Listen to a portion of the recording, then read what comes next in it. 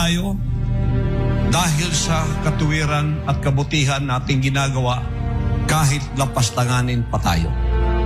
We suffer for doing that which is good to our fellow human beings. We do not begrudge that because our Almighty Father who came into the flesh suffered and suffered. He is the epitome of good. But He let them suffer. Him putting up that gentle body to that cross, mocking Him, putting a crown of thorns around His head.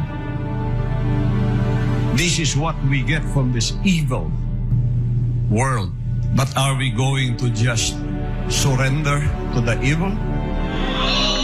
No, it's not our duty, or it is not our intention to cower because of the evil that is being done to us by this evil world.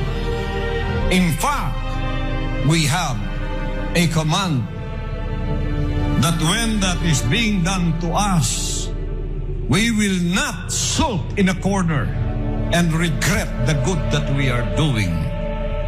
But He said, rejoice and be exceeding glad. Great is your reward in heaven. Hallelujah. This is an evil world where the Father has planted us in. Why? Because we are the light. And the light doesn't surrender to darkness.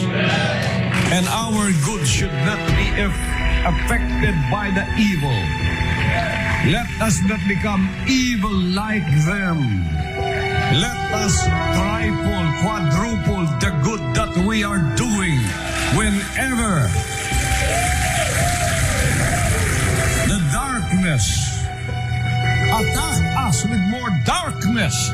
We have to produce more light to lighten up this world of evil, to let the light of our Almighty Father shine through every heart.